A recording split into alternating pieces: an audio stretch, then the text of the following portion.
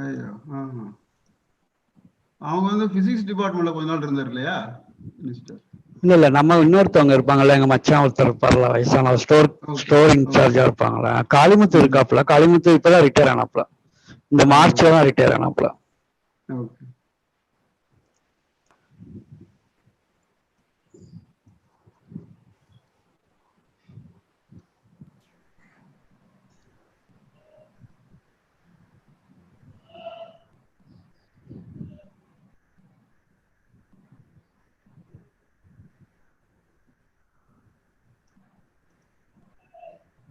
Sir start பண்ணிடலாமா? Okay start பண்ணிடலாம் sir. Jayamurugan sir start பண்ணுங்க. ஓகே சார், ஸ்டார்ட் பண்ணிடலாம் sir. Okay. Good morning to all participants. Chemistry Department of Dr. Zakir Husain College. Very happy to invite today webinar on chemistry and biology of virus, bacteria and parasites.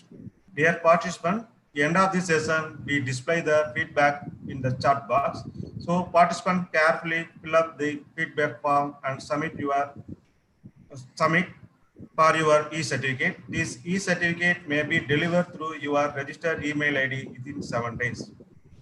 Thank you. Now I request to call our college principal, Dr. A. Abbat Mundri sir, to deliver welcome address of this webinar. Welcome, Thank sir. you, Dr. Jayamurugan. Thank you. Very good morning, all the participants from various universities and colleges across the globe. First of all, I would like to welcome. Now he is in US, working as the senior scientist of Integrated Laboratory Solutions, Southern Pines, North Carolina. He did his undergraduate degree course, BSc Chemistry, in our college in the year 1988 and 91. He did his master's, MSc, in American College, Madurai, and doctorate in the University of Hyderabad, and postdoctorate from Tulane University, Los Angeles, from 2000 to 2003, and North Carolina State University from 2003 to 2005. He's a very good achiever in his academics and in life.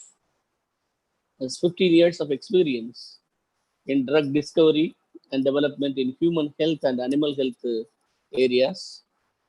He worked in cancer, antiviral, infertility, anti-parasitic research areas. At present, he is working on a project involving cannabinoids for pain therapeutics. Previously, he worked in US, Durham, North Carolina from 2005 in about 4 concerns as senior scientist, research scientist. And he has published more than 15 worthy publications in various international journals, and he has got patent for 7 of his projects. And today we all know that COVID-19 pandemic prevails everywhere across the globe. He's also will undertake a project to study the effects of COVID and the effects of this bacteria. And we all know that discovery of medicine for the ill effects of bacteria, virus, parasites are the need of the hour. So he is in life-saving. He is in identifying or inventing the life-saving drugs for the human being. So chemistry, he will talk on chemistry and the biology of virus, bacteria, and parasites in this webinar. I welcome all the participants once again on behalf of the management, on my own behalf, my teaching and the non-teaching staff and students of Dr. Zakir Husain College, Ilayangudi, which is situated in Sivagangai district of Tamilnadu. Our college was started in the year 1970 by the name of the third President of India, Dr. Zakir Husain. Our college was started by the general public of Ilayangudi. We serve the backward people in Ramnad and Sivagangai district, in and around Ilayangudi area. Nearly 2,500 students are pursuing UG and PG degree course in our college. Most of them are girls. So in this golden jubilee year for our college, we are very happy to have our alumnus with us to deliver a talk about the virus, bacteria, and the parasites to the audience. And we feel proud to have such a very good alumnus who earn laurels to our institution. He remembers his alma mater forever. Whenever he comes to India, he pays a visit to our college, and he promised to visit our college when he comes to India next time. So with this, I would like to hand over the session to the organizers, and I wish you all the best. I would like to congratulate to the chemistry department staff and wish you all the best for this webinar. Thank you very much. Over to Jay Murugan. Okay, sir. Thank you very much, sir, for giving beautiful welcome address. Now, I am very happy to invite our resource person, Dr. Bharati Pandi, Senior Scientist, Integrated Laboratory Solution, North Carolina, USA, to deliver his lecture of this occasion. Welcome, sir. Thank you, Jay Murugan. Thank you, Dr. Abbas. Thank you, Syed Abdahir. And it's my great pleasure to be back home. Dr. Zakir Husain College is my home. So those memories will never go. And it is a place that I started my life of academic life or industrial life. That's where I started the skills that is actually feeding me today, chemistry skills. And I remember that the facility that we had was very, very minimum facility, but we had the fantastic teachers who used to go out of their way to help the students to achieve their goals and their academic desires. I still remember Dr. Naushat Ali, Dr. Liaquat Ali Khan, and SSK, and even Dr. Abbas, those days that we all used to be working closely to each other. It used to be a smaller place when compared to now. And yeah, I always feel home whenever I think about our college. And I always want to try to help back for our students. I spoke to Syed Abdahir last week, how we can kind of help our students to go into higher studies. So the reason I'm telling is, this is the way that our culture. So we help each other. So our senior helped us, then you have to help. And the Ilayangudi College is the one college, is a fantastic setup. I want to tell one example why it is like that. So the management is really like they had the vision. They had the vision of like helping student. So when I joined, so we were kind of given notes every day. So we were talking why the teachers are treating like a high school student.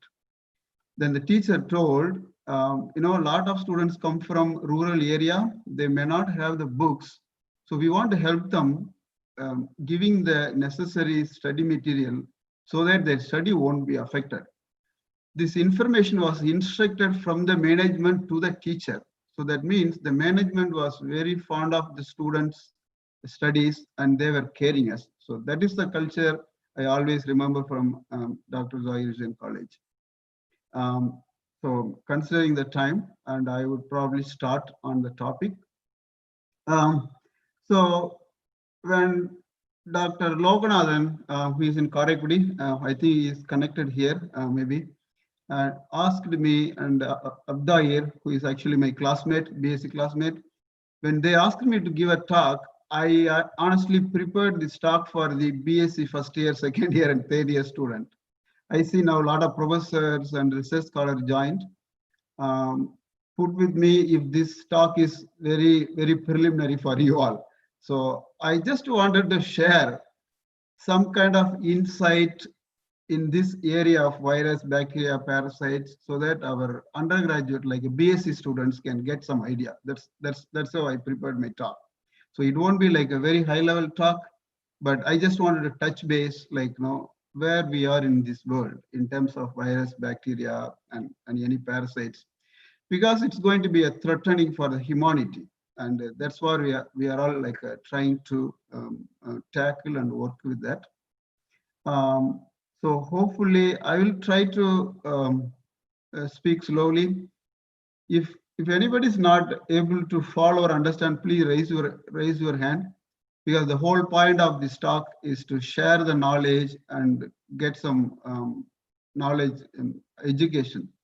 So if you don't understand, please raise your hand. Then I will kind of try to talk slow or try to mix with some Tamil, so that we all will be interacting.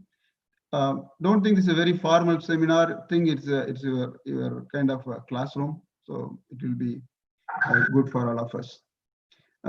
Abu Dair, can I start the presentation? Yes, start, Bharati, start. So I'm going to share the screen. Let's see. Yes.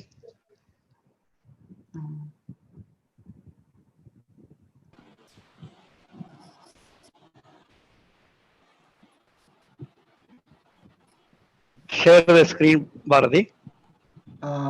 Yeah. Can you see that now? Yes, it is visible. Okay. So can you see the full screen now? Yes, visible. Okay. Now full screen is visible. Okay. So if you look at the whole platform of the life and things that Sir, please change the. Okay, sir. Thank you, sir. Okay. So if we look at the whole pandemic that happening is, it's all about the science. So I also like to mention that science is not just chemistry, biology, or physics. It's include everything from mathematics to social science to knowledge. So we all put together. So everyone is working towards that. So today I'm just going to walk through some of these things, that how it works, and see, like, how people are tackle it, and how these drug discovery kind of people are approach to address some of these problems. So as I said, mostly I prepared this for the BSc student, so please burden with me. So if you take the universe, so we have life only on the earth. So within the earth, if you carefully look at the types of living things we got: animals, humans, plants, and then the fourth one is the microorganisms, that includes the bacteria, virus, and fungi. If you look at another set of the careful classification of the matter, so the universe is made of matter. So gas, solid, liquid, and the plasma. I'm not going into the Einstein level. So if you look at the say solid, gas, or liquid, so everything is made of atoms and molecules. So if you say atoms, so we are talking about how many atoms are there in the universe. So a chemistry student would immediately know it's going to be more than like 100 atoms. So we know that our life, the universe, is made of within these atoms. But it's very interesting to see, even though you have about like 100 atoms, there are only like a few atoms: carbon, hydrogen, nitrogen, phosphorus, and sulfurs, playing like a major role in formation of living things. So what they did is this carbon, hydrogen, nitrogen, and oxygen, they come together and make up other big molecules like proteins, carbohydrates, lipids, and the nucleic acids. So pretty much an atoms gives you macromolecules, and then the macromolecules leads into the cell structures, and then the cell become tissue, and tissue become organs, and then organ make an organ system, and that leads to the organisms. So you could see a transformation or evolution of the life from atoms. But always, if you take a closer look, right? Now we know the important molecules for our life is carbohydrate, proteins, nucleic acids, and lipids. But still, we don't know how these molecules turn into life. Just everyone today just try to find an answer. So we had a molecule, how this molecule turned into life. I really don't know. People are still trying to find that mystery. So if you take a closer look at it, so the life is made of cells. So let's take a human cell here. So the human cell has many cell organelles. Those are all like machines working to create the life within the cell. So the important part of the cell is chromosome.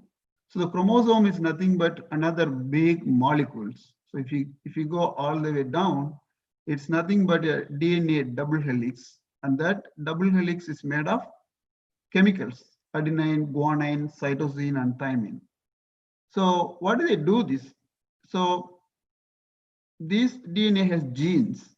So what that means is a part of this DNA is playing a role to produce different proteins. These several proteins are become like our body parts. Like example, your hair is a protein, your nail is a protein, and your enzymes, there are like thousands of enzymes within your body is proteins. So yes, the molecules turn into like a functional proteins. Those proteins play a key role in the life. So if you look at another carefully, the big molecule that plays the key role are nothing but chemicals. They're all like just chemicals: cytosine, guanine, adenine, uracil, and these are you might have learned that they are all like a bases. So in case of DNA, it is a double helix, and RNA, you will have single helix. So our life is just buried here. This is where your fate is written. How I am going to look? I'm going to look fair or dark skin or tall or short? Is my hair is going to look white or yellow? Everything, the coding information, is buried in this DNA. So which you all already have learned it. Now look at what is virus in this case. Again, virus is nothing but just a molecule. It's a larger molecule of an RNA. So RNA is a ribonucleic acid. So I'm sure that you all learned the difference between RNA and DNA. If there's a change in the sugar, in RNA it's a ribose sugar, in DNA it's a deoxyribose sugar. So if you look at the right side here, so you see each line is nothing but a bunch of molecules, a group of molecules, a base, a sugar, and a phosphate. So they all connect each other one by one, gives a long chain, and that chain is just a RNA. So if you look at again carefully, those are all like nucleotides. Those nucleotides are made from the base, a sugar, and phosphate. So what is virus? Virus is nothing but the virus has nothing. If you look at that, I was just showing you the RNA just before. this is the RNA. It just covered by a protein bag. So RNA covered by a protein bag is just virus. And then it has some other proteins here. These proteins kind of acts as a legs to go and bind with anything they kind of attach. So virus is just molecules. It's molecules packed in your molecules. So how does it do actually? So virus is virus is live or dead. So it is live and dead. It is dead when it is separate. It becomes life when it infects a living thing like a human or animal. So that's all about the virus. Now let's take a closer look at a human cell. So human cell has a well-defined cell membrane and also cell wall. And the cell wall is made of, again, molecules. And inside the cell, you have several organelles. They are all like ministers. So they do their everything. Every minister is supposed to their job. So the Golgi apparatus is doing its job, and vesicles is doing its job, and mitochondria is doing its own job. So a cell, it's a very highly organized government, with the nucleus being the chief minister. So all of them is required to function as a living thing. If you go back and look at the virus, right? The virus has nothing, but it can do anything it wants, because the chief minister is the RNA, like it in the cell, because it is going to borrow or hire other ministers from the cells that it is going to infect. That's what actually it is doing. So what virus does is, when it comes to our body, it enters into our body, and then that DNA, it releases its DNA into our cell. So now what happens, the other, I said ministers like organelles, right? All these organelles, now they start working for virus. It's almost like it enters into somebody's house and use all their kitchen, bathroom, bedroom, and then get ready and get out of the house. It's like, imagine you go somebody's house and then use their material and then get ready and go. That's exactly the virus is doing. The virus enters into somebody else's cell and uses machinery in that cell and releases the DNA and go to releases the RNA and go to the nucleus and do the copy of those RNAs, and then it builds the one more virus and then leaves the cell. So that's exactly the virus is doing. It's a very smart. So if somebody asks you, what is the smartest thing in the world? Virus is the smartest thing in the world. Okay, now what actually the virus does? See, I told in the beginning, a DNA or an RNA has genes, right? That each gene will produce different kind of proteins. Now look here, this is a virus. Now it has an RNA and it has a protein, envelope protein. It has a spike protein. Spike protein means this is what is going to attach to the cell. So what virus does is, it goes into the cell, it produces all of this. It produces the spike protein, it produces the membrane protein and the package protein. How it does? It uses the host cell. So if you take, this is the virus gene, so it produces all these proteins. It's called NSP1, NSP5, NSP7, NSP8. So all these proteins will be combined to make this virus. So what scientists does, they take a closer look at the sequence of these genes, how this kind of compares to other virus. So what I have shown here, this is the sequence of genes, and these are the proteins come from that virus. Now, looking at types of virus. So different kind of virus has different kind of structures.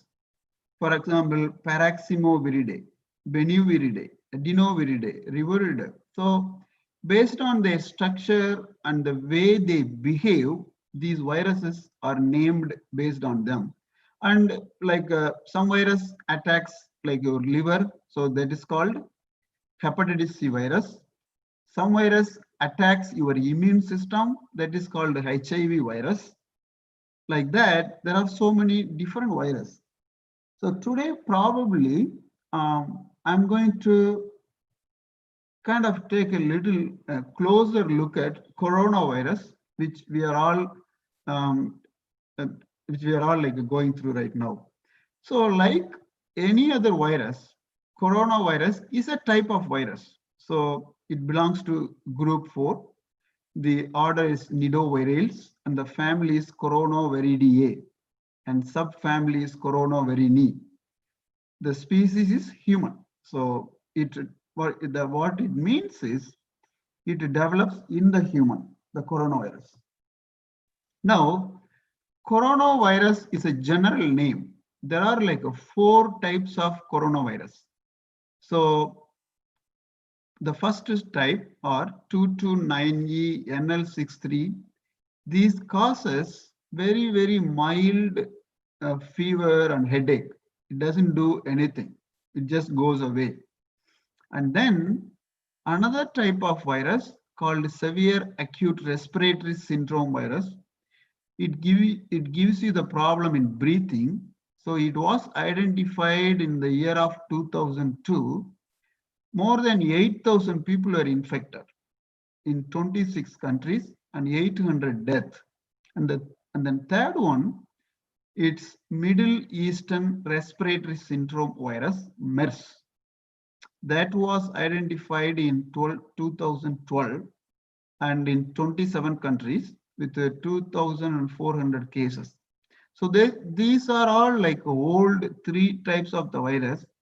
So another virus, which is the current coronavirus, is identified in 2019. So that was named SARS coronavirus 2. This is the name of the virus. So the disease that causes COVID-19. So actually how this evolved, it came from bat. So probably the bat gave it to another animal and that gave it to the human. That's how people believe it, and there is some evidence for that. Okay, now whenever you have this kind of problem, now you know what is the problem. The problem is virus attacks our body and it replicates or grows and multiples in thousands and thousands and then go away. So what we want to do? We want to stop it, right? So how do you stop it? When you want to stop it and you want to understand the basic science behind it, that's where the science take a really closer look. So this is the genome. Whenever I say genome, it is the gene sequence. What are the nucleotides in that RNA? So scientists figure it out, find out what is the gene in the coronavirus. And they find out what are the proteins it produces, right? So if you want to stop this virus, what you can do, stop one of these processes because it has to produce at least like 10 proteins. If I stop one of the protection of one of those virus, I will kill the virus. So that's what actually the scientists are looking into that. So they want to see that. Let's say that somebody coming into your house. So what are the steps he does? He breaks your lock and then he goes into your kitchen and then he uses your everything that you have, right? So if you want to stop that culprit or robber, what you can do is, so you put a camera or you put some trap or you stop one of the things that he does. If you put some poison in the food, he's going to die. Or if you put an alarm in your door, he's going to die. That's exactly that scientists are trying to do here. they want to take a closer look at what are the important steps these viruses are doing in our body. If you stop that important steps, then the virus will die. So they already figured out what are those proteins that is important for that virus. So what the scientists did, they find out there are 4 proteins this virus need for its survival. Without these 4 proteins, this virus will die. Okay, what we do? So the 4 main proteins, the spike protein. But this is the structure of proteins. If you have a biology student, if you are looking at, this is a protein. The protein is a structure. I said spike protein. The spike protein means, remember that previous slides here, this is a spike. This is a spike. This goes and attached to the human cell. So this is the spike protein. Scientists found it. And there is another protein. It's called cysteine protease. This one, you know what it does? The virus makes a very large protein and cut those protein into pieces. So this protease helps or works like a scissor. So if a scientist can stop this scissor working, then you kill the virus. Then another one is called papain-like protease. And this one, you know what it does? It does remove another protein called ubiquitin, so whenever your body gets something, it reacts. That means your body has an immune system to kill it. But this virus is smart. You know what it does? It finds in our body how we can cheat the human. So it produces a machine. That machine helps to cheat our immune system. And this PL protein is the one that virus actually uses to cheat us. So scientists found that protein. And then the third protein is RNA polymerase. So this is the protein. So remember that I showed in the previous slide here, a virus is nothing but a sequence of nucleotides. So you have to combine these nucleotides. That means you have to make the polymer. That polymer is done by an enzyme. That enzyme is called a polymerase. So this polymerase is very important for the virus to survive. So if you stop this protein to work, then you kill the virus. So now we have like a 4 of virus machine. If you stop one of these machines, then you kill the virus. So that is being cleared and discovered right now. So as I showed before, okay, what do we do? Now we look at the protein, and this is a human cell, and we know this is a spike protein, right? And if you stop that spike protein attaching into our human cell, then you stop the protein infect us. How do you do that? Then you look at a close chemical structure of that. So what we do is we look at the sequence of what is the sequence in this protein and what kind of chemical can interact with that. So one of the chemical, it's called nafemostat. What scientists found, it will go and sit in a receptor called the ACU2 receptor. That is the one that binds to the spike protein. So if you take this compound, add to the human, before it see the virus, this compound, this chemical will go and bind with the receptor, and virus cannot enter into its cell. So that is being studied, and it is under the clinical trials right now. So that is one way to stop the virus. And then I told polymerase. So polymerase is an enzyme, right? What it does, it take all the nucleotide. This is one nucleotide. This is another nucleotide. This is another nucleotide. This is another nucleotide. So virus is nothing but combination of all these nucleotides. So the enzyme polymerase take these nucleotides, stitch them together to make a long chain of RNA, which is the virus. So if you stop the function of this polymerase, and RNA cannot make this work. So what you have to do is find some way to stop it. So virus is smart, but human have to be smarter than virus.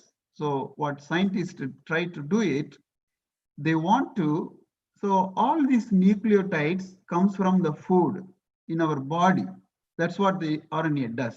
So what scientists do, remember that I was telling RNA is cheating to evade our immune system. That means RNA is cheating our immune system so that our immune system will not realize there is a virus, and then the virus grows. So what scientists want to do is, scientists want to cheat back virus. You know what they want to do? Look at the structure of this: adenine, guanine, cytosine, thymine, right? So scientists want to inject something that will look like adenine, but it's not adenine. So if you do that, virus will not understand that we have sent something close to adenine that's not an adenine. So that's what we do a drug design. Look at this. If you are a chemistry student, you will know this. It's a nitrogen, nitrogen, nitrogen, nitrogen, nitrogen. You have a carbon, right? And here is an adenine. You have a ammonia carbonyl group. And cytosine, it's a one membered. This is a bicyclic. This is a monocyclic. And thymine. So what scientists want to design a base, it will look like almost adenine. So what they do is they make several chemicals. Look at this. These are the chemicals that scientists made in the lab. So what it looks, yeah, what is nucleotide? A nucleotide is a base, a sugar, and a phosphate. Look here, what we do is we will have a sugar and a base, and a base and a sugar. They all will and phosphate. So when we inject into our body, the virus will not differentiate or realize or understand these are all like a foreign thing. What is going to do is when it polymerizes, when it takes this, it will also take into that. That means in one of the in its genome, we send this foreign compound, foreign chemical into the virus. So the resulting virus will not be a true virus. So it cannot reproduce. It will just die. So that is the concept, that we design a chemical and interrupt the formation of the RNA chain. So look here, this is the drug recently approved in United States. It's called remdesivir. So remdesivir is a synthetic nucleotide. I want you guys to know this is a natural. Natural means this nucleotide is available in our body. This one, we make it in the lab. We synthesize. That is called synthetic nucleotide. Look here. This is not actually a real sugar. This is not the, this will look like, look here is an adenine, like a 6,5. This has a 6,5. This looks like adenine, but it's not adenine. This looks like sugar, but it's not a sugar. This has a phosphate, like a natural one, but it's not the real phosphate. So scientists inject into our body. When the virus takes the nucleotide, it also takes and misunderstand, and then the virus dies. So this is the drug design that the chemist used to kill the virus. So this is actually approved by FDA. Currently, the government is giving for the treatment remdesivir for the virus infected people. So this is about the coronavirus. I wanted to kind of share with you all on what is virus and how we kind of try to find a drug and what is the understanding. So basically, you understand the virus genome and see what are the nucleotide the virus has and what are the kind of proteins it produces and how we can stop it. So that's the kind of things. And I can stop here, and I like to know if you guys have any questions. Abdair, is that okay? Because I'm going to bacteria.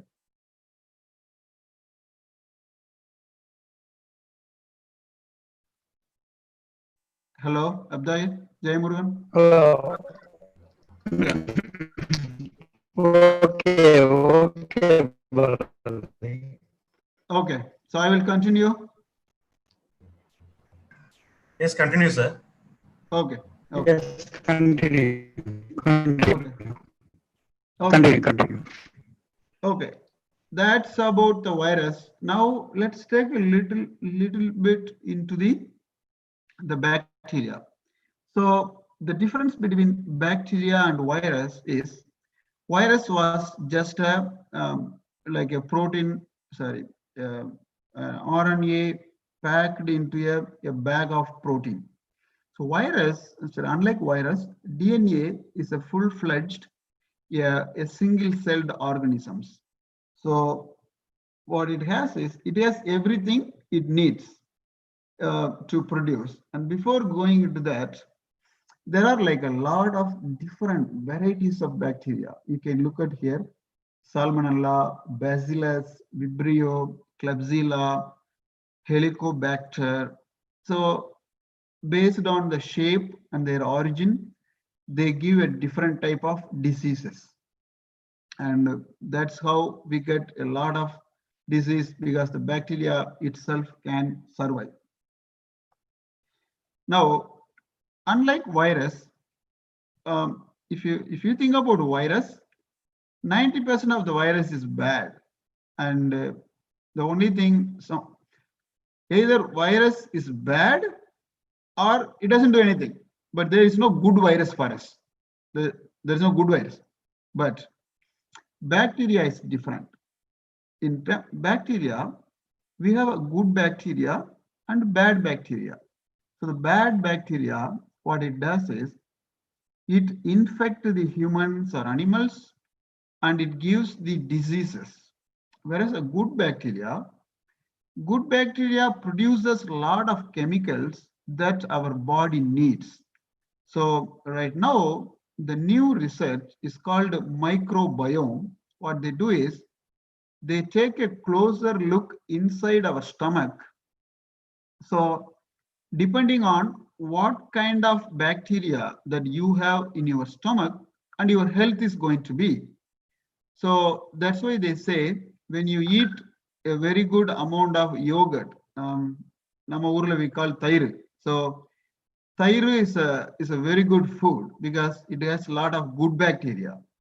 So now when you have a good bacteria, it produces a lot of good chemicals in your stomach, and that helps to maintain your immune system. And also nowadays what people think, based on what kind of bacteria that you have in your stomach, it has a direct linkage to your thought process. That means your thinking is going to change based on what kind of bacteria you have. That's a big, and also what kind of disease that you are going to get is going to be decided by the bacteria in your stomach. Some people may get diabetes, some people may get heart attack, and there is a link between your bacterium, the amount of bacteria that you have in stomach, and to the disease that you develop. So that's a new research is going on. It's called microbiome, gut microbiome. So people are studying, they take different people's bacteria distribution, and they look at different people's disease pattern. So they come up with a theory, okay, if somebody has this bacteria, they develop diabetes. If they don't have it, they don't develop it. So that's kind of correlation they're trying to come up with right now. Okay. So as I told you before, unless virus, bacteria has a full cell structure. It has all the machinery it needs to reproduce. It has a DNA, it has a ribosomes. So the ribosome is the one that produces the protein, and it has a granules and phosphate, it has mRNA, and you could see it has a cell wall and cell membrane. And the one thing that it has, a gelum, it helps the bacteria to move. So now we know bacteria is an independent living thing. It doesn't actually need to be behaving like a virus. So bacteria is a single-celled organism. It can do by itself. Now, let's say how we design a drug to kill bacteria. Again, you remember in the previous one, in the virus, what I showed you, we look at the virus genome and we look at what are the proteins this virus produce. So it produces different protein and then we stop. So in the same way, what we do is, let's take a look at the protein and then see what are the enzymes these bacteria need for its survival. That means if a bacteria has to survive, it needs this enzyme, DNA gyrase. If a bacteria wants to reproduce, it needs RNA polymerase, and it needs transferase, and it needs ribosome, and it needs a beta-lactamase. So like virus used many things, bacteria has all of them within itself. Now, what scientist does is they take a closer look, which one is very important for the bacteria to survive. And then they try to stop function of that enzyme. Let's say that if you stop DNA gyrase enzyme, then the bacteria dies. So what they found, chemicals called fluoroquinolones, it go and bind with this enzyme. And another chemical called rifampicin goes bind with polymerase. Another enzyme, chemical called vancomycin go and bind with a protein that is important for the bacterial survival. And then some other chemicals like penicillins, you all might have heard about antibiotic penicillin. So that is cephalosporin, carbapenemins. They're like a type of chemicals. You after the seminar, if you are interested, go and search what is penicillin, what is cephalosporins, what is carbapenems. So it will be interesting for you to learn. So all these chemicals will go and attack this beta-lactamase enzyme. If you stop that beta-lactamase, the bacteria will die. The same way, aminoglycoside modifying enzymes. So you send some molecule from outside, inject a molecule, and then that will die. And bacteria has some pore because it needs, this is outside the cell, this is inside the cell. It needs a pore to transport material in and outside. So if you stop that pore, then your bacteria will die. So carbapenems is a type of chemicals that goes and bind to the porins. And also remember, the bacteria, they also have a lot of other machines called pump. It will kind of, what it does is, when we inject antibiotics into that, the bacteria is trying to be smarter. You know what it does? It build a pump called a efflux pump. That pump will send the antibiotics that we give outside the cell. But what scientists does, they try to be more smart. They take these chemicals and fluoroquinolones and macrolides. These chemicals now go and stop that pump to work. So antibiotics is going to stay inside the bacteria. So another approach. So these are like a different kind of approach that you kill bacteria. So pretty much if you look at the biologist and the chemist, they work together to design molecules that will interrupt the survival of the bacteria. So that is the way that we design drug to kill bacteria.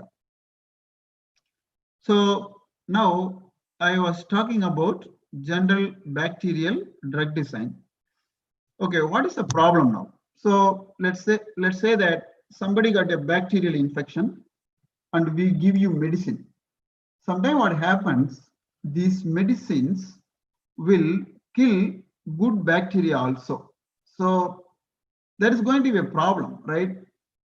You don't want your medicine that is supposed to kill bad bacteria is not supposed to kill good bacteria. So when you kill good bacteria, then you get a different kind of decisions, like a different kind of problem. So that is a problem with the antibiotics. That's why we have to be careful how much antibiotics we use, because you may think you are killing a bad bacteria, but you are killing a good bacteria. So that is the one problem of using a lot of antibiotics. So these antibiotic drugs has a problem. So what is the problem? It kills good bacteria. Now there is another very biggest problem that humans are going to face, and we are not able to fight. So the bacteria is constantly fighting back to us. You know how it fighting back to us? Remember that I showed you many things here, that we give penicillin, we give carbapenems, all these molecules we give it them, right? So what the bacteria is trying to do smart way, it change the structure of polymerase so that this compound will not work. So it build a new polymerase so that our drug will not work in the new. So that's the kind of smartest thing that bacteria is doing. So that is called antibacterial drug resistance. It is a very big thing, and all our drug right now that we are using right now may not work in 10 years. And guess what? When you don't have then we will not have a drug for bacteria, because bacteria is evolving.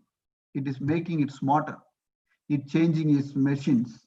It is producing new protein that our drug will not work. So there are the two things right now we have a big problem. So one is the antibiotic killing the good bacteria, and the bacteria is becoming smarter to give resistance. So how the resistance is giving, it changes its structure. So our medicine will not recognize that. So how does this happen actually? You know how it happens? Let's say that you have bacteria in your body. When we give the medicine, the bacteria feels, oh my God, what is this new compound we are seeing? So when it sees the new compound, the bacteria, one of the bacteria mutates. Mutates means it changes its structure.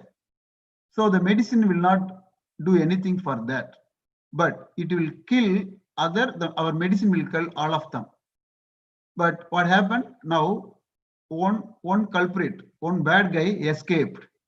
This escaped bad guy now multiply himself to produce more of the bad guys, then that sends to our body. Now our drug will not work on the newly mutated bacteria. That's what is happening. So how does it do? I said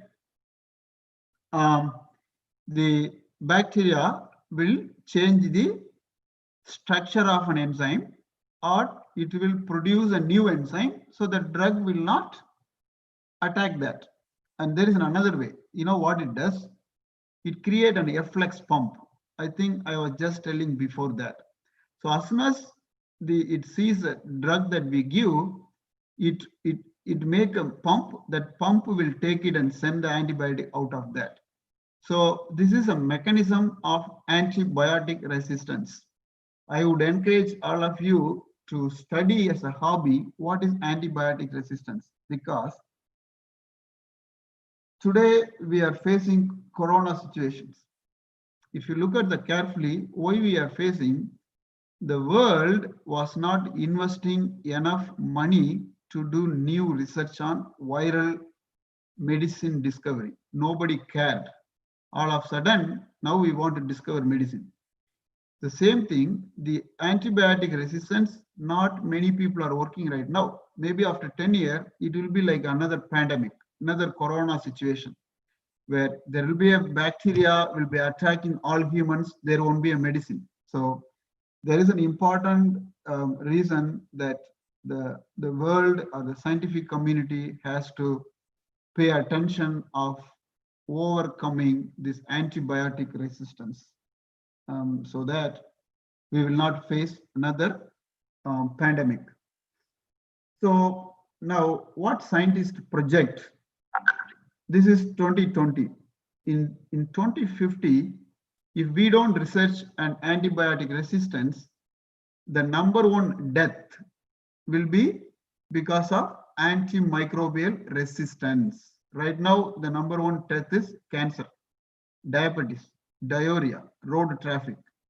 If we don't work on finding a drug, and the human will die because of the just bacteria. So that is a projection. Still, a lot of research needs to be done for finding an antibacterial. So I was talking about virus, bacteria. So the virus is nothing but an RNA molecule, and the bacteria is a single-celled organism. Now let's take another organism that is infectious. So you have to understand virus and bacteria are infectious organisms that infect us, produce disease. So the third type of organisms that infect us and produce disease is called parasites. Now, bacteria was a kind of a parasite. It lives in our body. Some are good, some are bad. The parasites, 99% of the parasites are not useful to us. Unlike bacteria, they are actually animals, like a very, very smallest animal in the world. They are multicellular. They are living inside the body and outside the body. They give like a different kind of diseases. And the parasites could be long worms or small bugs like this, and it could be different thing. So some of the parasites that you see here, it gets into our stomach. Unlike bacteria, they are like long animals. You see, it's like a snake. It's a pork tapeworm, bovine tapeworm, pinworm, ascaris, human whipworm. So they are like a larger, larger organisms. So they are more like dangerous. So like bacteria, these parasites attacks all part of our body. Parasites can attack heart. It can attack muscles. It can attack liver. It can attack spleen, brain, eye, body fluids, lungs, kidney, skin. So for every organ, there are specific type of parasites. For example, what I show here is a Trypanosomia prusii, a parasite. So this parasite can attack, look at the blue one. It can attack brain, it can attack spleen, it can attack muscles. The same way, prusii. So you can see here. So multiple parasites and multiple multiple organs here. So parasites are not that easy to handle. Okay, now the biggest challenge is when you try to find drug for virus and bacteria, what we are trying to find. If you had listened my talk a little carefully, when we design a drug, we targeted the enzymes that is specific for bacteria and virus. That enzyme is not belong to our body. So when you take a medicine, that medicine will go and attack only the bacteria because that's where that enzyme is living, not in our body. So we are okay with that. But parasites are different. So parasites are having some of the enzymes that probably we have. So it is very challenging to find a drug for parasites because they are also animal. So you have to find a drug that will kill selectively only the parasite, not the human, because parasites are little larger animals. So that's where the biggest challenge the scientific community has, and a lot of drugs are available, but it's not as easy. So here I'm going to take one example, okay? The parasite. So one of the parasite is called microflary. So as I showed you before, here, these are the some of them.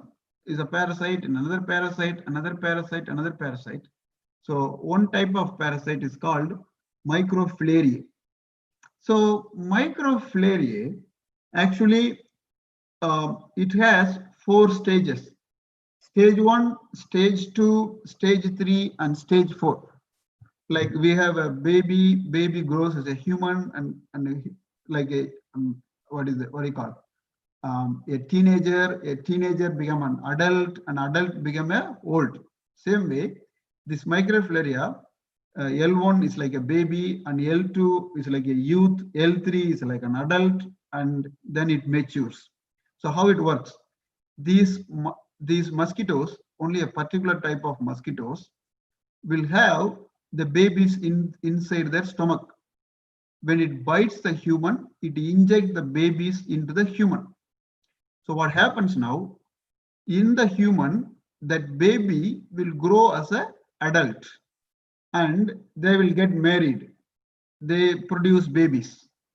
And once that babies are produced more, they grow into bigger one, and they produce baby.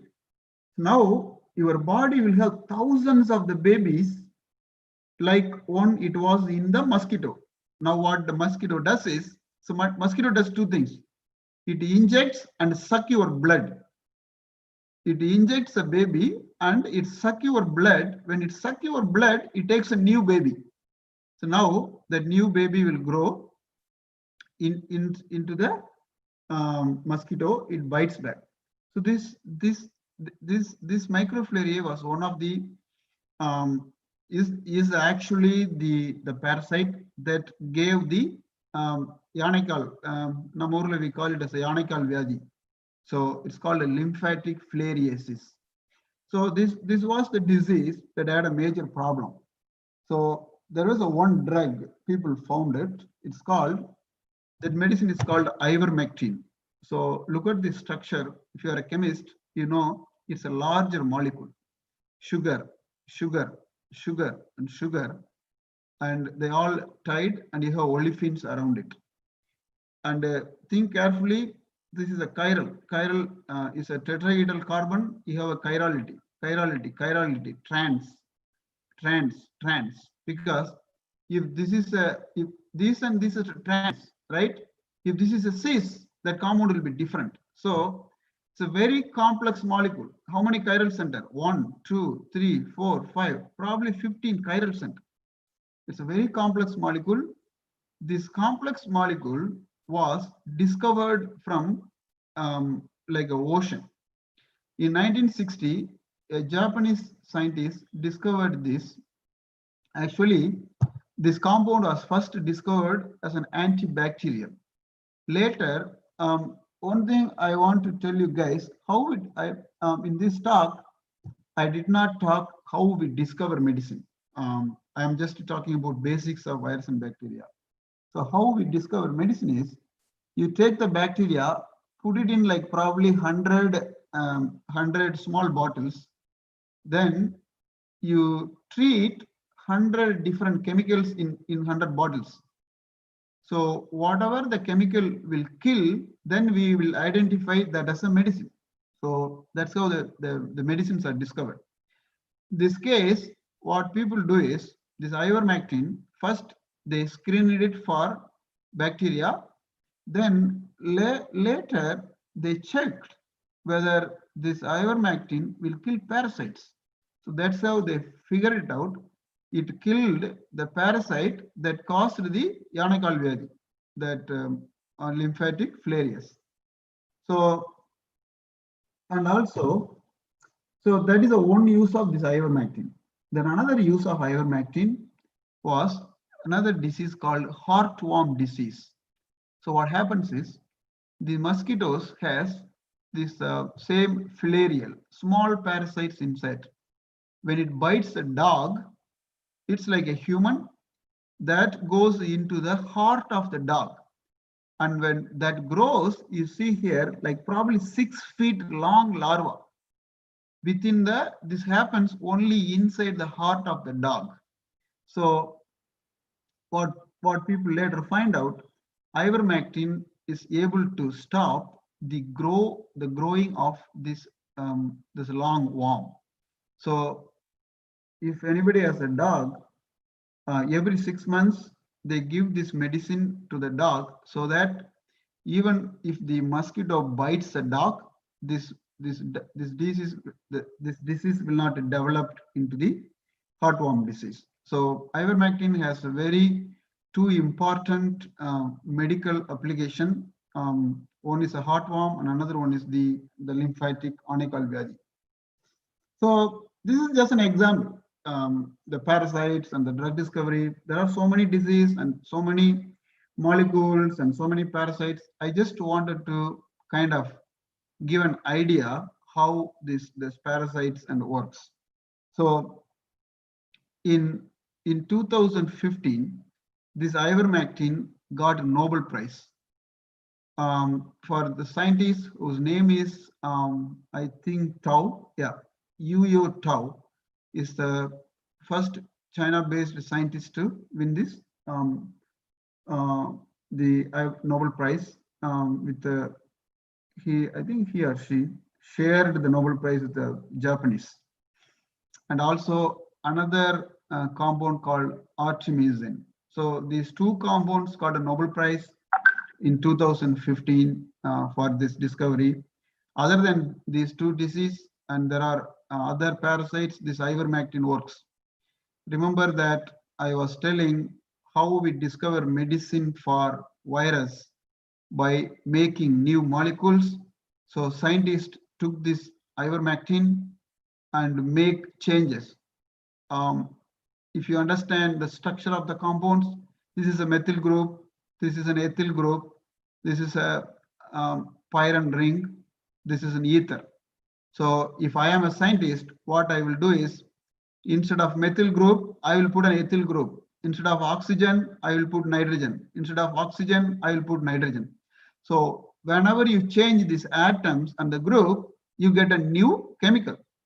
And then you test that chemical against the same disease. See if that works better. What do you mean by if it works better? Let's say that I need like 1 gram of that to cure the disease. That is too expensive. If I can come up with a new molecule, that is, I only need 100 milligram, that medicine will be better than this one.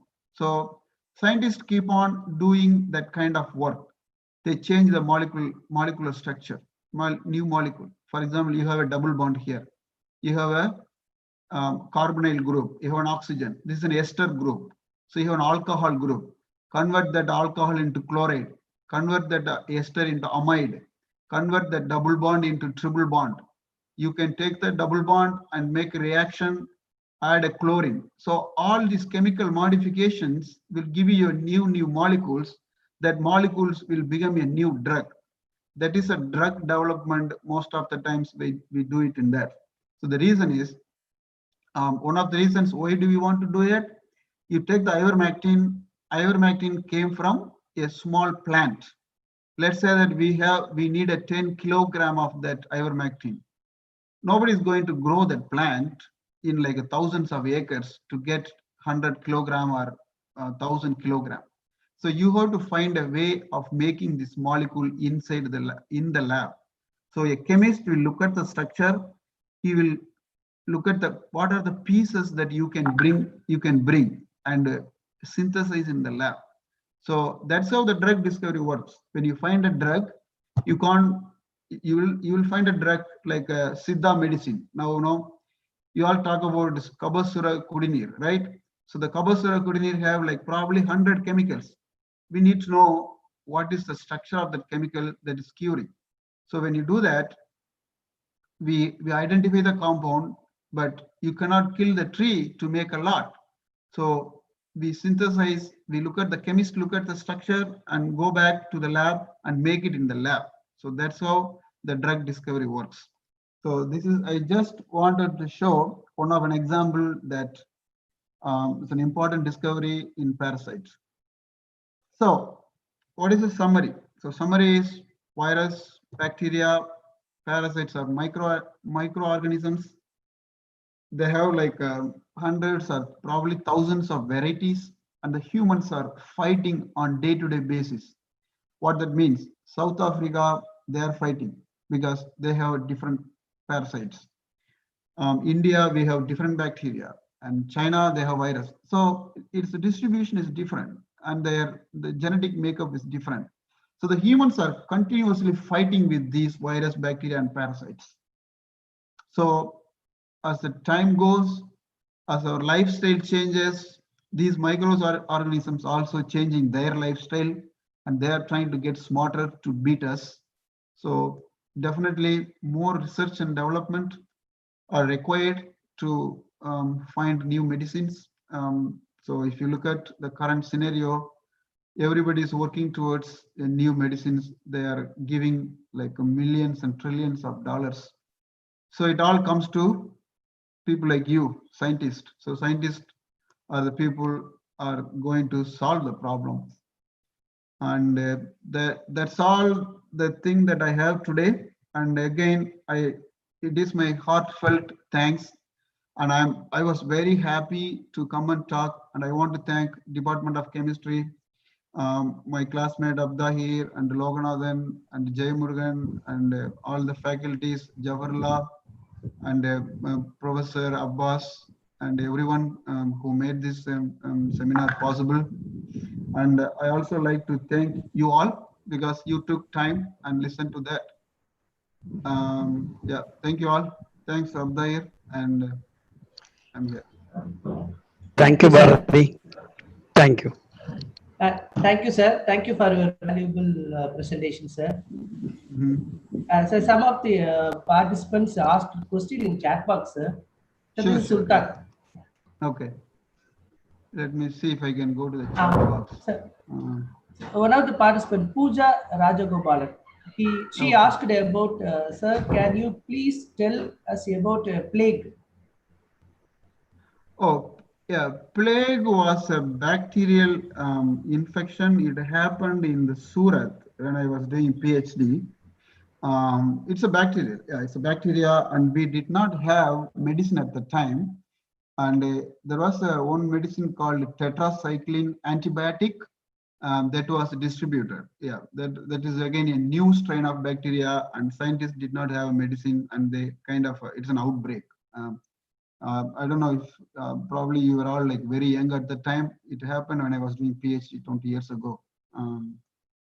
Yeah, it's a bacterial epidemic. It attacked Surat very bad. Does it make is it an answer?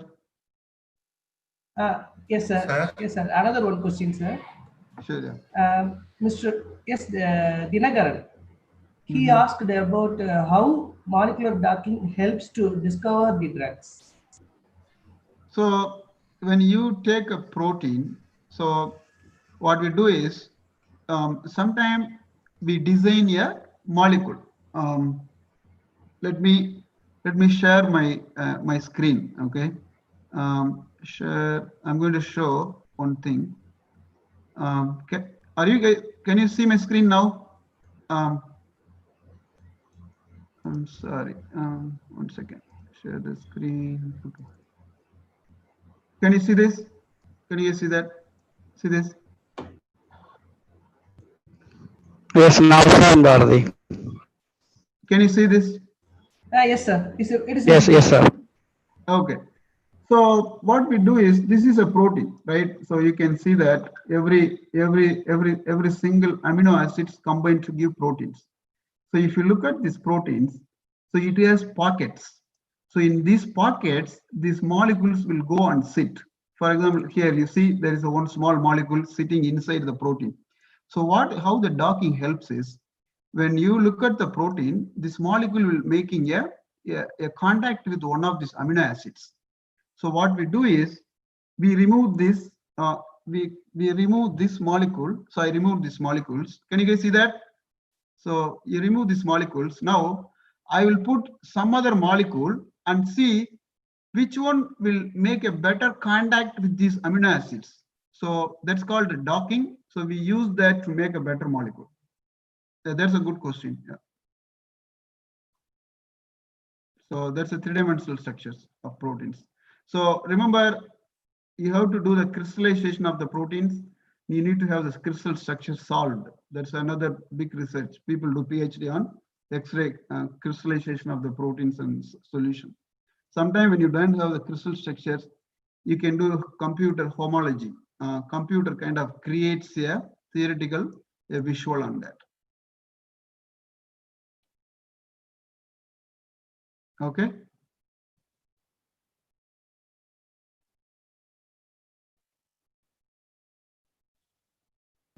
Yes, sir. Okay, sir.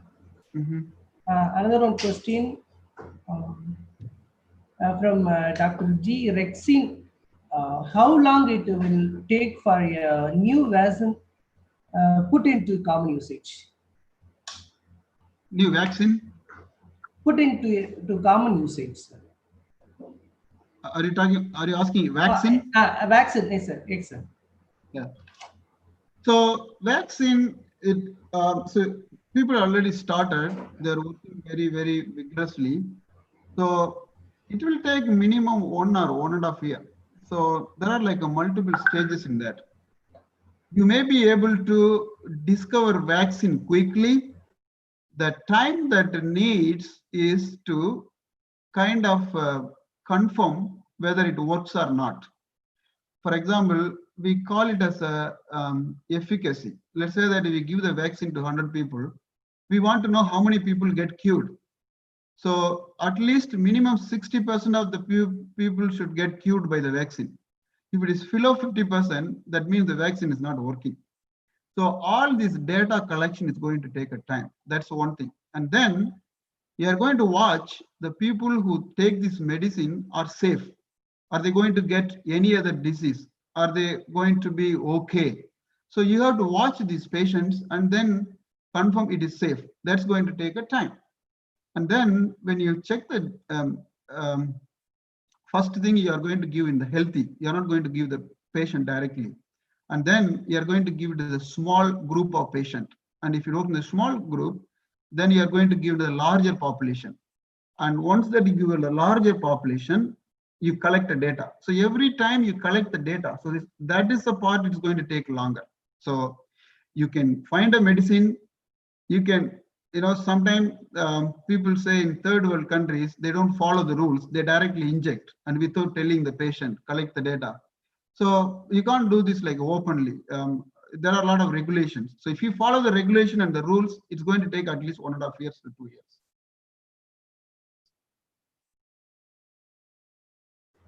Thank you, sir. Hello. Thank you, sir. Yeah. Another one question from Dr. Ponvil.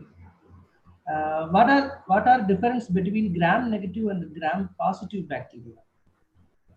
So when people were discovering the bacteria, they had a different strains. So one of the strain was kind of same but behaving differently. There are multiple variations. So what they did is, in order to differentiate, they were trying to find a way to differentiate. Like, let's say that they are twins, right? So what do? In order to find a twins, you may try to find something different in their body.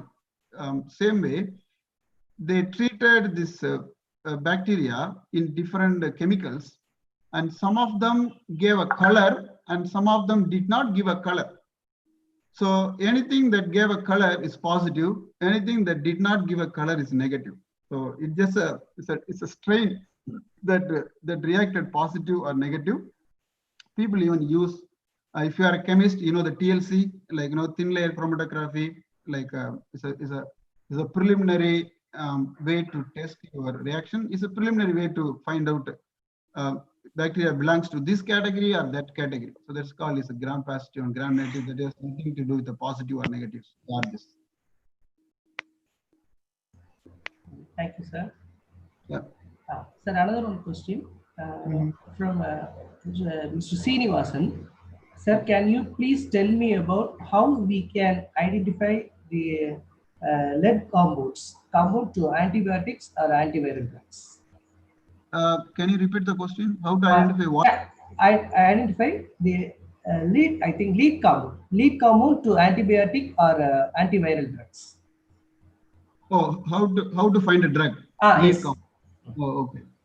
Antibiotic. Okay, so that's what I'm sorry, like I didn't talk about the drug discovery process. So let's say that we got one bacteria, right?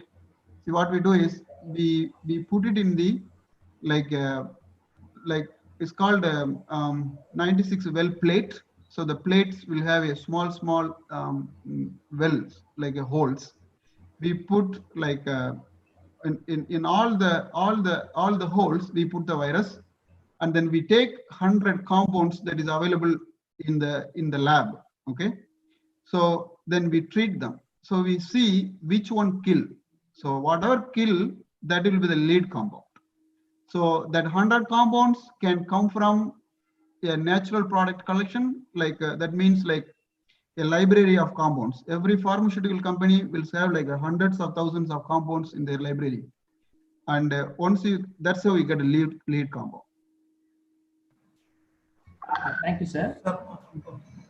Another question. Bhuja Rajagopalan asked some question.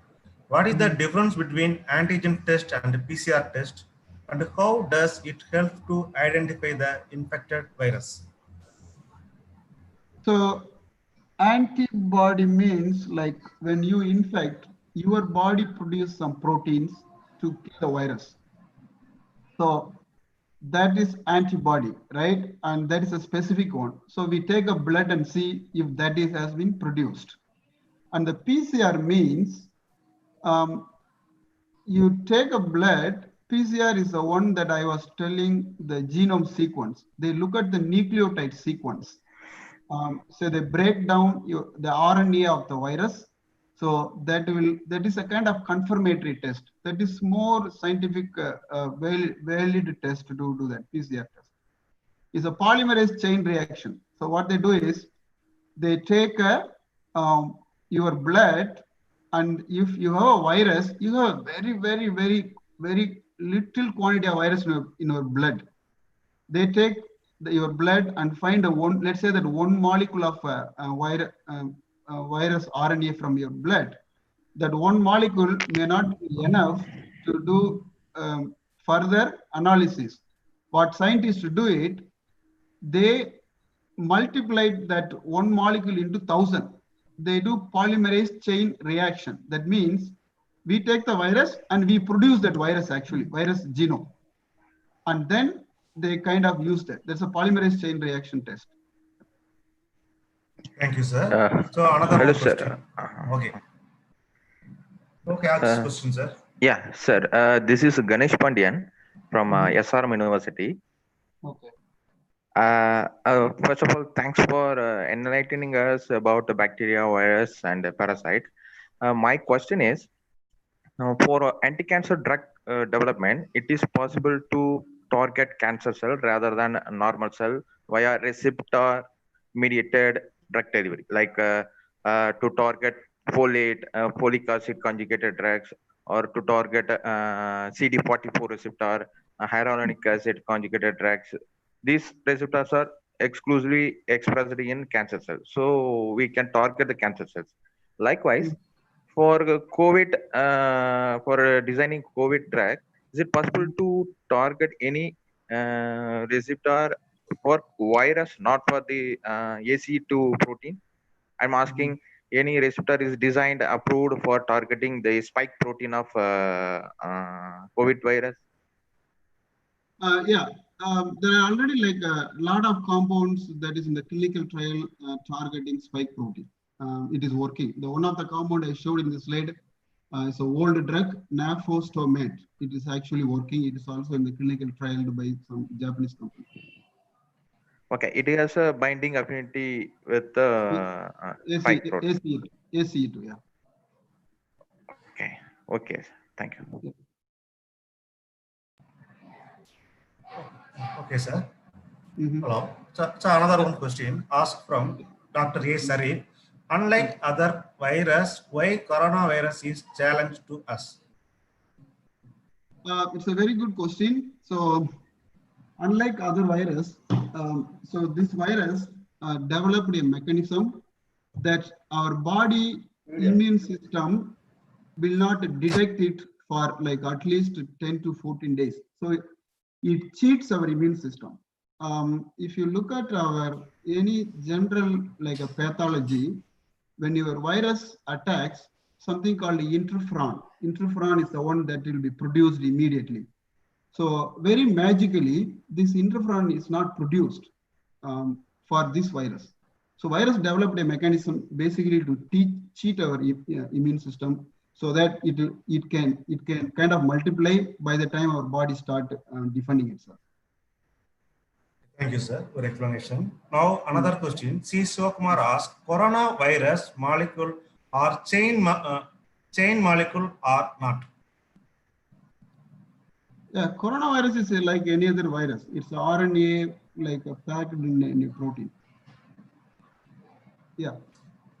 Okay, thank you, sir. So another question. Guja Rajagopalan asked, please explain us about how plasma therapy helps in corona treatment. So let's say that I got a virus, then I got cured, right? But my body would have developed antibodies to fight that virus back. So what I can do is I can donate my plasma. So the plasma will have the antibody to kill the virus. So that can be injected into somebody else's body. So that antibody will help fight back to the virus. Okay, thank you, sir. So another question. How many types of strains of coronavirus are there in India? Which strain is there? So in the slide, I showed the 4 major coronavirus. So one of them is the SARS coronavirus 2. Within the SARS coronavirus 2, I think there are like 4 or 5 variations, but they are all almost behaving same as of now. Okay, thank you, sir. Yeah.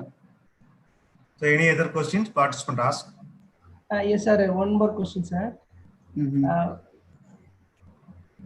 One of the participants, Abdul Wahid, he asked about more and more research is going drugs design information, drug design information, but we can't control environmental impacts.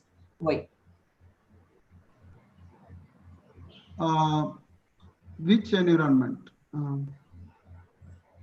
For impact, sir. This is impact. The drug design information is going on, but we can't control environmental impacts. Why? See? The environmental impact. Our environment, Bharati. Our environment. Like body environment or like no, sir. Environmental impacts, surroundings, sir.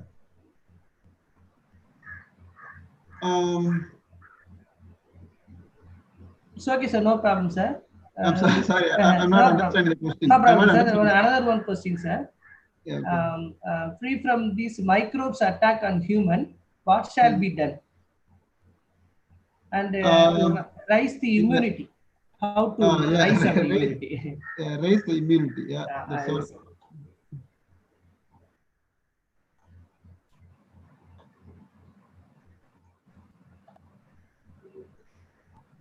Any questions? Okay. Participants want to ask questions, unmute your mic and then ask your questions.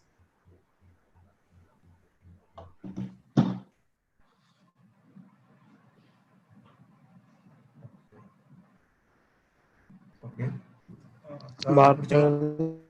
Okay, thank you, sir. So, Arjun sir, other questions. Okay, thank you very much for your nice presentation. Your talk is real. Your talk is really informative and wonderful, and we are gathering more information in the field of chemistry and biology, virus, bacteria, and parasite. Your talk is very useful for us, sir. Thank you, sir. Thank you. Now, I am very happy to invite our HOD, Dr. K.A. Syed Abdagir, to deliver vote of thanks.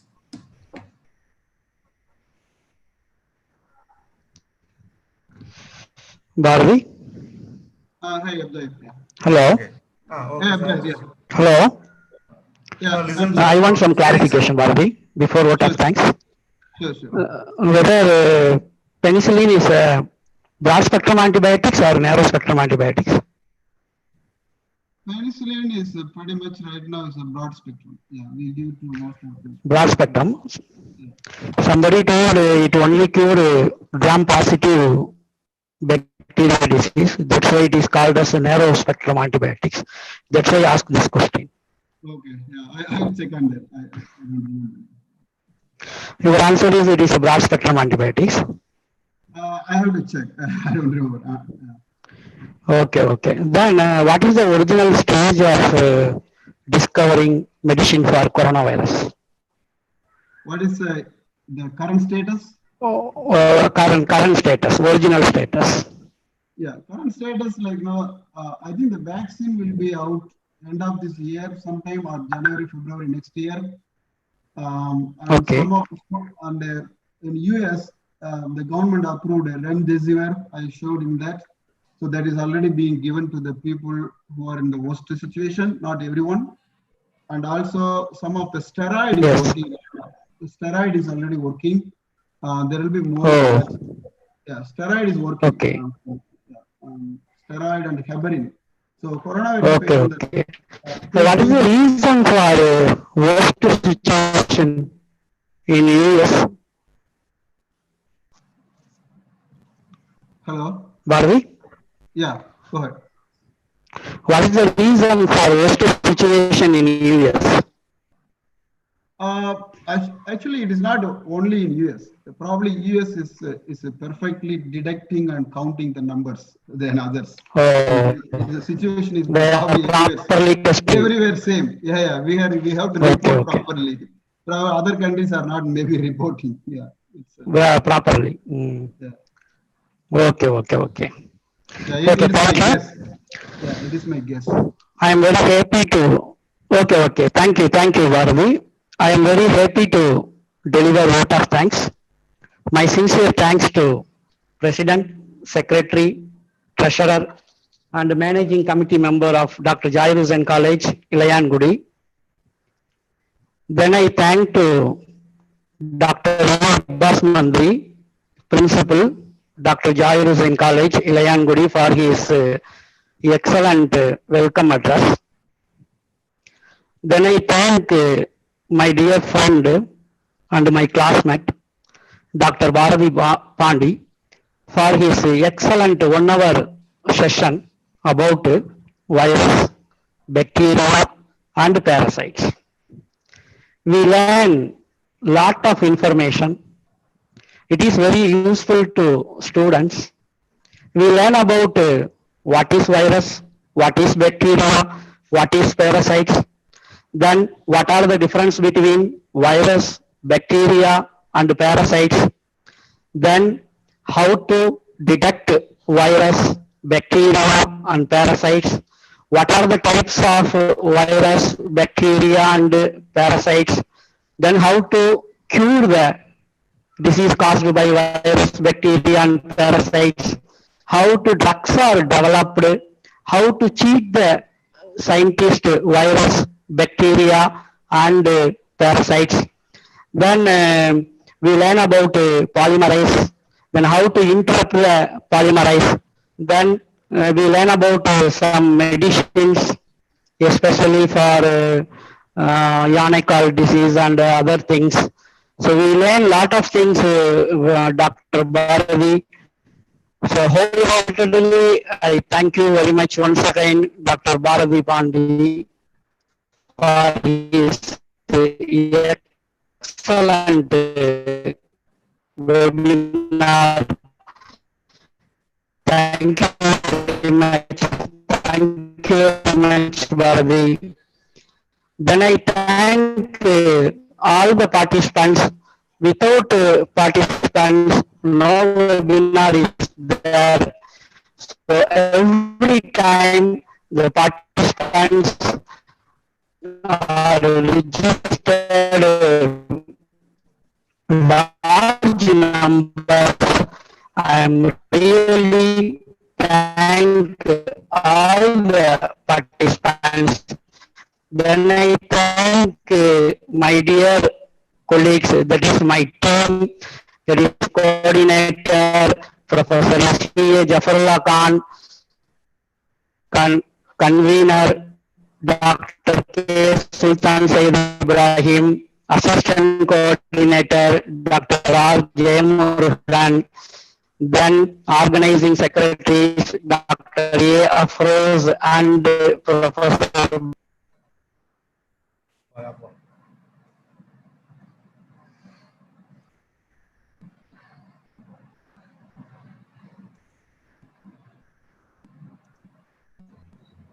Thank you, sir. Okay, thank you, sir. Line ஏதோ ப்ராப்ளமா இருக்கு சாருக்கு, அதனால. So thank you, sir. Thank you for spending your valuable time with us, sir. Sir. Sultan. Yes, Sultan. Yeah. Thank you, sir. Yeah, Abdul, phone was very slow. Our line Bharati? problem. Net problem. Bharati? Hello? Yeah, Hello? Yeah. Bharati? Thank you. Thank you very much. ரொம்ப நல்லா இருந்தது, சூப்பரா இருந்தது. அது இங்கிலீஷ்ல பண்ணதுனால எல்லாருக்கும் okay புரியுது. இல்ல ஒன்னும் பிரச்சனை இல்ல, அது வந்து சும்மா வந்து ஆல்ரெடி இங்கிலீஷ் தானே, அதனால ஒன்றும் பெரிய ப்ராப்ளம் இல்ல. ஒன்னும் பிரச்சனை இல்ல. ஓகே இல்ல நம்ம ஆல் 3 இயர்ஸ் பசங்க அட்டெண்ட் பண்ணாங்களா? First year, second year, third year attend பண்ணாங்க. பட் வந்து ஸ்டூடெண்ட்ஸை காட்டிலும் நிறைய ஃபேக்கல்டி மெம்பர்ஸ் தான் அட்டெண்ட் பண்ணாங்க. அதாவது ஏன்னா ஸ்டூடெண்ட்ஸ் எல்லாத்தையும் வந்து இந்த நெட் கனெக்ஷன் இதெல்லாம் இருக்கணும் இல்லையா, அதனால வந்து இந்த மேக்ஸிமம் ஸ்டூடெண்ட்ஸ் அட்டெண்ட் பண்ணாங்க. பாரதி ஸ்டூடெண்ட்ஸ்க்கு ரொம்ப யூஸ்ஃபுல்லா இருக்கும்.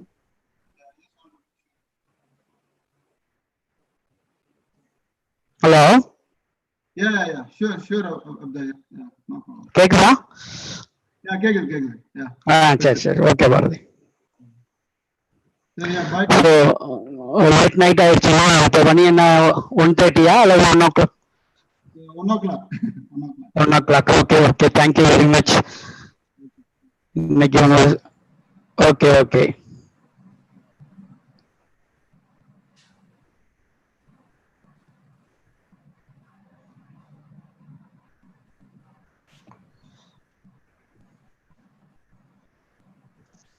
Hello Shweta? Hello sir, feedback link